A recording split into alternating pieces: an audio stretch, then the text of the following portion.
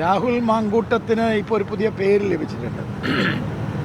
ചില ആളുകൾക്ക് അർഹതപ്പെട്ടത് സ്വാഭാവികമായിട്ട് ലഭിക്കും, ചില ആൾക്കാർ ചോദിച്ചു മേടിക്കും. അങ്ങനെ അയാൾക്ക് അർഹതപ്പെട്ടത് അയാൾ ചോദിച്ചു മേടിച്ചു. ഇന്നത്തെ അവസ്ഥയിൽ രാഹുൽ മാങ്കൂട്ടത്തിൽ ഒരു ജനപ്രതിനിധിയാണ്.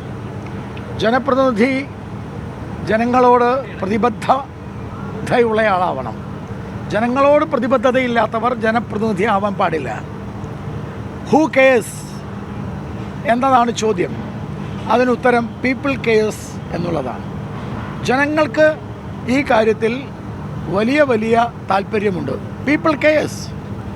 അപ്പം ജനപ്രതിനിധി ജനങ്ങളോട് പ്രതിബദ്ധത ഉണ്ടാവണമെങ്കിൽ അയാൾ സുതാര്യമായിരിക്കണം, അയാളുടെ പ്രവൃത്തിയിൽ സുതാര്യതയുണ്ടാവണം, അയാളുടെ വാക്കുകളിലും അയാളുടെ സ്വഭാവത്തിലും സത്യസന്ധതയും അതുപോലെ തന്നെ സാമൂഹിക പ്രതിബദ്ധതയും ഉണ്ടാവണം.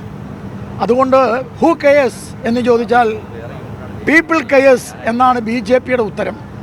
അതുകൊണ്ട് ഒരു കാരണവശാലും ജനപ്രതിനിധിയായിരിക്കാൻ അയാൾക്ക് അവകാശമില്ല. ജനപ്രതിനിധിയായിട്ട് ഈ കാര്യത്തിൽ ഇന്നലെ ഉച്ചയ്ക്ക് നടത്തിയ പത്രസമ്മേളനത്തിൽ പോലും മാധ്യമങ്ങളെപ്പോലും വെല്ലുവിളിക്കുന്ന സ്വഭാവമാണ്. എൻ്റെ പാർട്ടിയുടെ നേതാക്കന്മാർ എന്നോട് ആവശ്യപ്പെട്ടിട്ടില്ല, ദേശീയ നേതാവ് ആവശ്യപ്പെട്ടിട്ടില്ല, സംസ്ഥാന നേതാവ് ആവശ്യപ്പെട്ടിട്ടില്ല എന്ന് പറഞ്ഞാൽ എൻ്റെ കൈക്കുമ്പിളിലാണ് ദേശീയ സംസ്ഥാന നേതൃത്വമെന്നാണ്.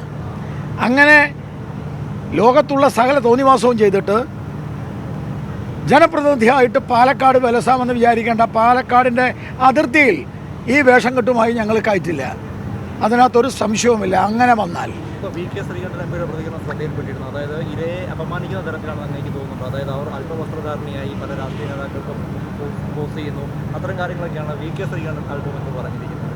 എത്ര മാന്യതയില്ലാത്ത ഭാഷയാണ്. ഇത്രയും നാളും പറഞ്ഞിരുന്നത് അങ്ങനെയല്ലല്ലോ.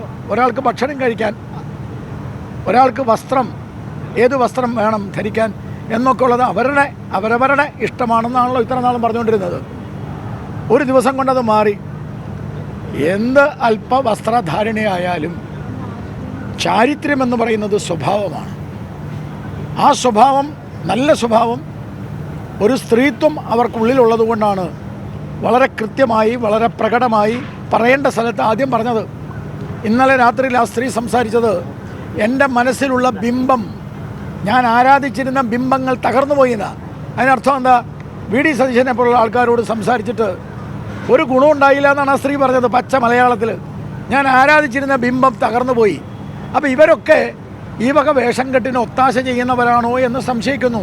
അതല്ലെങ്കിൽ നാളെ തിരിച്ചു ചോദിച്ചാലോ മാങ്കൂട്ടത്തിൽ, ഞാൻ മാത്രം എന്തിന്, നിങ്ങൾക്കും ഇല്ലേ ഇതൊക്കെ എന്ന് ചോദിച്ചാലോ? കൂടെ കിടക്കുന്നവനല്ലേ രാപ്പിനെ അറിയുള്ളൂ, ഞങ്ങൾക്കറിയില്ല. അല്ല പിന്നെ കേരളത്തിലെ ഒരു രാഷ്ട്രീയ പ്രസ്ഥാനം ഇങ്ങനെ ചെയ്യുമോ? ഇനി നിങ്ങളൊരു കാര്യം മനസ്സിലാക്കണേ. ഏതെങ്കിലും ഒരു കുട്ടിയാണ്, ഏതെങ്കിലും ഒരു പെൺകുട്ടിയുടെ അടുത്ത് അല്ലെങ്കിൽ ഏതെങ്കിലും ഒരു സംഭവത്തിലാണ് ഇങ്ങനെയൊക്കെ ഉണ്ടായെങ്കിൽ നമുക്ക് മനസ്സിലാകാം.